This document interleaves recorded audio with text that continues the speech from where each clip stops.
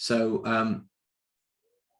maybe I can introduce Yanu and Senna to you just with a little bit of background. So one of the projects that is really important to Citizen Network is the development of Ubi Lab Network. Ubi Lab Network started in Sheffield, where James and I are based. In fact, it started, I think, in sitting in a cafe and then a pub and, and a few other places where we started to dream about how we could get people thinking more positively about the possibility of economic security for everyone through a basic income. And with our friend Johnny as well, we kind of developed this notion of how about if we created labs, so places or groups of people who were promoting the idea of piloting basic income or championing the cause of basic income, and what if we kind of networked that community. And so I think I always get this wrong because there's always a new one when I say it, but I think last time I checked, there are 44 UBI labs now around the world. Oh, James tells me I'm correct. That's good. I think the last one to start was in Buenos Aires, but UBI Lab Jakarta was one of the very first, I think the first non-UK lab. This group, Yanu, I don't know, basic income is not the only topic in Citizen Network, and I don't know if many people in this group have even thought very much about basic income. So we may need to talk about basic income, but Yanu, would you like to give a little bit of background to what you're trying to do and the development of the group and the connection with UBI Lab Network for 1 or 2 minutes, and then we could just keep a conversation going. Simon, thank you so much for the introduction. So correct that UBI Lab Jakarta is first international chapter for UBI Labs Net, and I'm so happy to be part of this work. Before we joined in the network UK, we also joined the Basic Income Network. So actually, I'm now is one of the executive committee for network BN since October 2020. So I think this is a really important idea, especially on the West. My PhD in the US, so I founded Basic Income Guarantee Network. So that's the first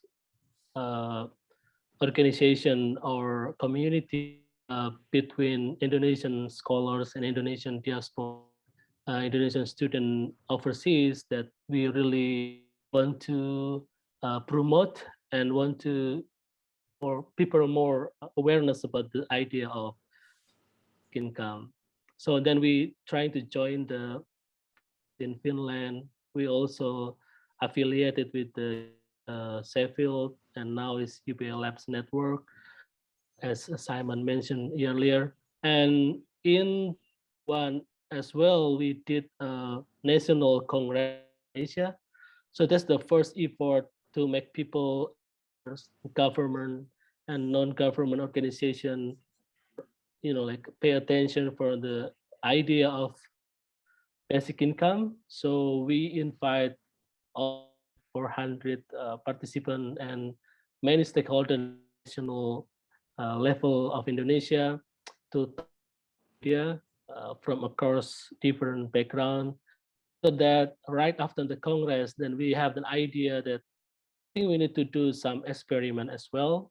So that people from Jakarta, that is Sena here, is coordinator for the basic income experiment. But since they support like a financial support from the government, want to make this as an crowdfunded, just following the Germany experiment as well. So we donation to one platform in Indonesia, like GoFundMe platform, but this is in Indonesian Indonesian platform. Then we collect enough money to give like 25 people randomly in Yogyakarta. one of the province with the lowest minimum wage across the province, and we doing this since November 21. So this is a 6-month experiment. We give about 30 euros or 35 dollars for 6 months regularly without any catch, and we do also collecting a control group like 75 people. So we have 100 participants, and we trying to do some experimental design. So we asking them question every month, and then using the question, and then we want to know how they spend the money. We want how this 30 euros make difference in their life. We also do some film documentary as the process, but not during the experiment. So just clear and the end of the experiment. So now we focusing on how we measuring this effect of basic income to the participant in Jakarta, and hopefully 3 months from now we will find or we can the result from this experiment. So we are here so we can share this experiment with you all, and we want to talk more about how we can support each other, especially making this pilot project uh, running well, and then at the end we will make it bigger, because this is only a small pilot project right now, and we the bigger fundraising, so we can afford people and also invite more participants in the experiment. So I think I can invite Sena as a bit of his thinking, that because Sena is one of the people that following this idea since the beginning, and then incredibly working hard to make this happen as well, like how to connect with the many stakeholders and organization and make this experiment working. Sena, you can also share your opinion and thought. Mas Yanu. Hello, everyone. I have a bit of a slide, but just maybe to give a visual notes, yeah, for the discussion for the things that I will explain. I think there are some that Mas Yanu already explained. So this is the Congress that Mas Yanu just mentioned. It's called Congress Jamesta. Jamesta is our abbreviation for the Universal Basic Income. Yeah. So we invite national speakers and also international speakers. And I also joined this event with Mas Yanu. And then like what Mas Yanu said, yeah, like what Mas Yanu said, we think we need to have a kind of experiment, because the Congress mostly are discussion, planning, and why we need UBI in Indonesia, but we don't really have an experiment before in Indonesia, even though there are a lot of great experiments abroad in Africa, in India, in Europe, even in US, yeah. But most of the time people will be skeptical if the examples are from other countries, because people will assume, yeah, we have different culture, we have different circumstances, even though we are still basically humans and citizens with almost the same, yeah, it's a way of thinking basically as humanity. And then we search for examples. We found this one, Grundenkommen from Germany. Yeah, we tweak a little bit of their ways to our experiment. But one of the crucial thing is the crowdfunding part. So we crowdfund the fund to be disbursed from the public. We see that solidarity is rising in the middle of the pandemic. There are a lot of solidarity, a lot of people's movement who raise to provide food, to provide any help in the pandemic. So we see that people are searching for ways to help others, and we use crowdfunding like GoFundMe. It's called Kita Bisa. We already ongoing to fundraise the second batch. So the first one, the pilot experiment is already ongoing. 3 months remaining. We want to get more for the next batch. Why we want to get more? Because like what Mas Yanu mentioned, we give 25 people 6 months, 30 euros for each month. Why 30 euros? 500,000 rupiah ya. Because this is the poverty line in the region. So it's quite low. And this might not be enough for daily necessities. So we want to give them more, like longer period. So not 6 months, but 1 year. And bigger amount for the monthly amount. So we want to raise the amount into the minimum wage. The minimum wage is around 2 million rupiah is times 4. So 120 euros each month for 12 months. So we want to see the impact if the amount is closer to basic needs and longer period. And this is in Jogja. I think the quite interesting ones, yeah, this is our disbursement to the receiver. Each month we send them on the first date of each month, 500,000 rupiah. Some of the feedback from them is quite interesting because in the beginning, when we are validating them, there are some of our team members who come to the receiver, and then they will have an interview. They will talk with them why we are doing this to validate their data. The quite interesting part is some of them actually quite worried at the beginning because they thought our program is a predatory P2P lending, because currently in Indonesia there are a lot of predatory P2P lending who take people's data and then they apply it to the predatory P2P lending, and even without their consent they got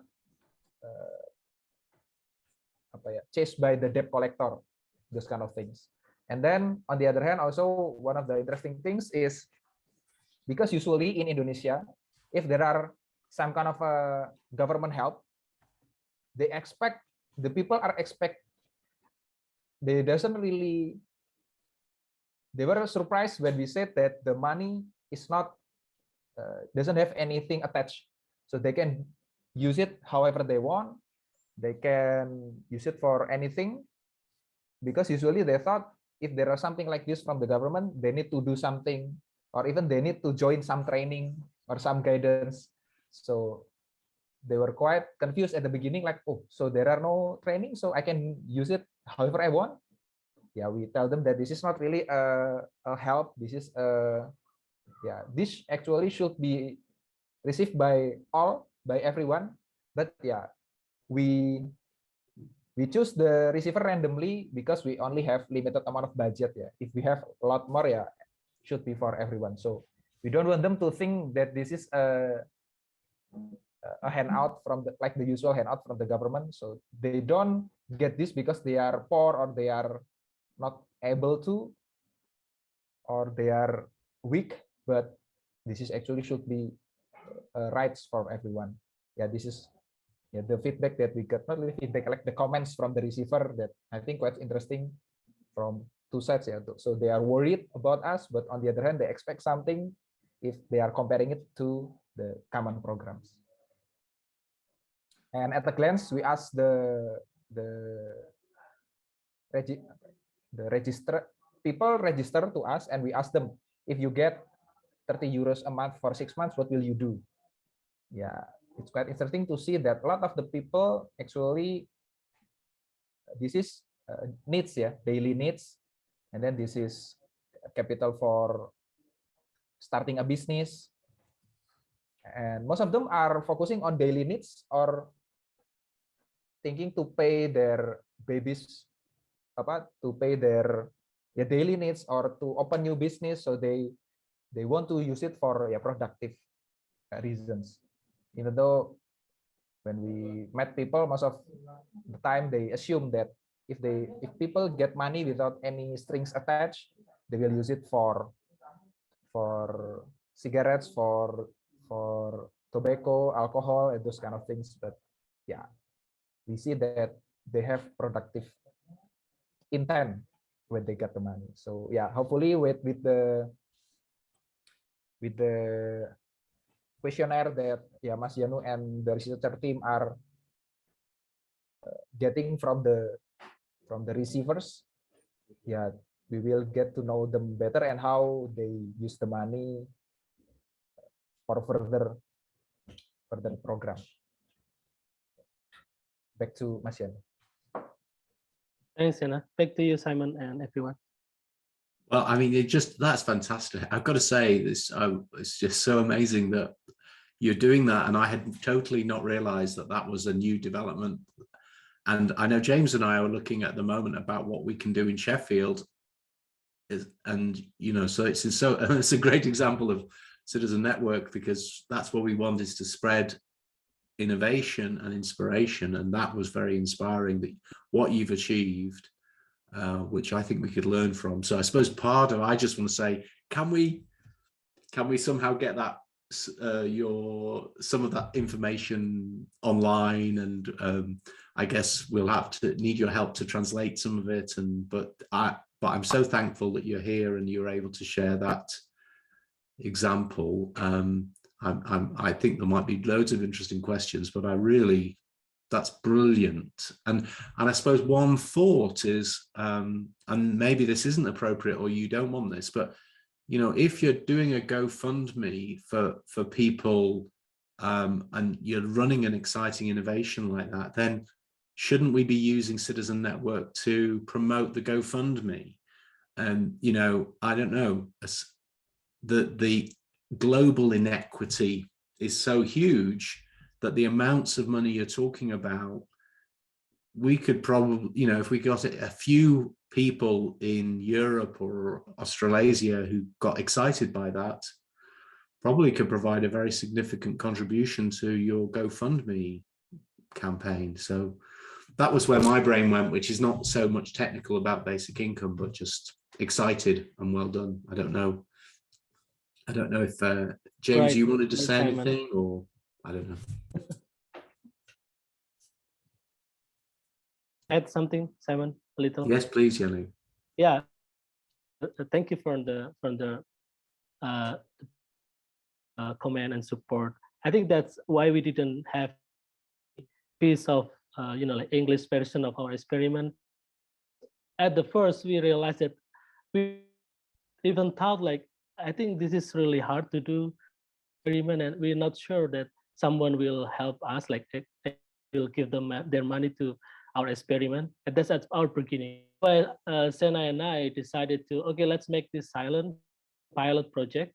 And because when we do something this big and then it's failed, it will affect all those movement in basic income in Indonesia. To do some trial, when we call it a pilot, only for like 25 people as a receiver, because at the beginning we thought like it may be impossible to do this in Indonesia, because people will getting trust from the public as well. But we're surprised that people do, and there is some tech player like Ahmad Zaki Foundation. There is like e-commerce, because e-commerce in Indonesia is given like 100 million rupiah. It's almost like 60% of the budget as well. So we're really surprised and really like this. So that's why we're now getting confidence. So when first report launch, then we will make this more readable for international audience, like in English or in different languages. So that's the reason why this is like really well promoted right now, just in Indonesian. Yeah. Well, on the Citizen Network website, we should in theory be able to put Indonesian and translate it into English using Google Translate. So also we'll even accept things in Indonesian, Yanu. So in fact, right, that's a great idea. It would be a joy. That's a great idea. I think we can also provide the translation. Okay. Anyway, sorry, I must not dominate the conversation. I was just so excited by what you're doing. So I don't know. maybe James, and then maybe questions from anybody really for you. I think we've just got about 10 minutes left. Yeah, absolutely incredible, guys. Honestly, really inspiring. How did you get the random selection piece? Sorry, I'm just going to get geeky now about the pilot. Like, how did you randomly select people? What was the process? Yep, I think that's a really great question. So yeah, we do like a randomized control trial. We exercise that approach. So we announced this open, recruitment Google form, and we spread it through all the WhatsApp group, social media, but all in Indonesia. And then we generally decide this experiment only in the Yogyakarta province. And Yogyakarta province have 5 cities, 1 cities and 4 districts. So this is 5 in this province. And then like 2,100 people fill the Google form that they're excited to join this experiment. And then from this number, we do Sena have tools to choosing people random with the fortune, and then with those some kind of a simple calculation, got those 25, and we got those 25 control group as well with the same method. So that's how we randomize those participants. Thank you. I think that's we're trying to follow the best with those limited resources we have. I'm sorry. So the rest of the group, sorry, James and I are probably just a bit overexcited now. But this is exactly what we hoped these kind of networks would do, is that we can learn together and inspire each other. But for those of you maybe less familiar with basic income, or maybe you are really familiar with it, but I don't know, others people on the call, have you got any questions for Sena or Yanu? Any thoughts, observations, or is it too tricky or difficult? I don't know. Any thoughts? Rita? I have had a very brief awareness of basic income, and I'm desperately now trying to remember just which contact I had with it. But my recollection is that it was something done in Southern Africa, and probably I came across it. I'm having a bit of a guess here, so and I know that you'll all be very familiar with it because it was probably one of the early ones, and it was one of the big aid organisations. So I'm a regular contributor to Plan International. So look, that could have been through that network, it could have been through Oxfam. But so I'm conscious that it's, we're not talking about something, the idea of no strings attached, regular income to meet basic needs. My understanding is that, we're talking about something that's at least a couple of decades old. It's not sort of new in the last 2 years. And so I would be assuming that in my contact many years ago, it's gone, that a lot's happened since then. And that will be what the network has been sharing. But I think it's particularly relevant to hear about this exciting pilot in Indonesia, because here in Australia, where I think there's a number of people who the issues around the pandemic have raised questions about the fact that our very near neighbour was in every aspect hundreds of times better off in a situation in terms of everything that related to the pandemic, whether it was testing or reporting or contact tracing, capacity to treat people in hospital. The only news we heard was a little bit about the desperation in the very early stages of getting oxygen for people who were seriously ill, and hospitals in Indonesia, the whole of Indonesia basically running out of oxygen. And the notion that the pilot like this is happening in Indonesia is so exciting, and I think government in Australia should be very interested, but I do think that citizens in Australia would be very interested too. Thanks, Marita. So that's also more encouragement for using our networks to share this information, especially when it underlines, doesn't it, how Thank you, Marita. Yeah, unreliable mainstream media is doing this. Sorry, Yanu, did you want to say something? No, I just want to say thank you too.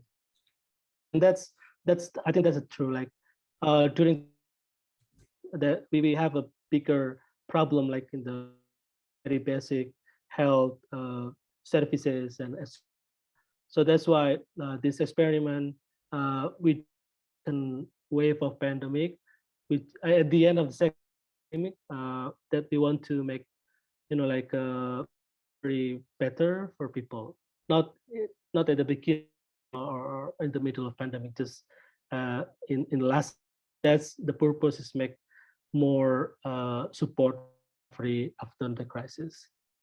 Yeah.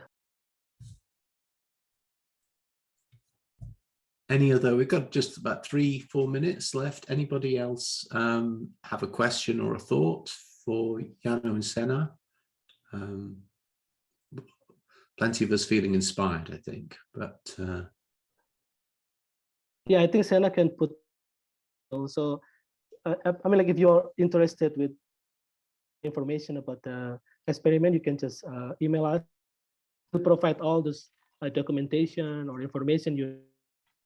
But this experiment is not done yet, so we are finished. So maybe on April or July, that will be the final report. Yeah. Well, I think the fact that you're doing the experiment is a good story for us to share, and then there'll be another exciting story about what you discovered and doing the second one. So don't underestimate our appetite for telling this story, I would say. And I think particularly, I'm now speaking kind of from a UBI Lab Network perspective as well, but there are lots of other labs who would love to know how to do this, I think. And so developing a kind of working methodology that can be replicated or adapted for different situations. You've actually done what a lot of us have been thinking about, but haven't quite got round to doing all of the legwork, I think. So we need to honor that as well.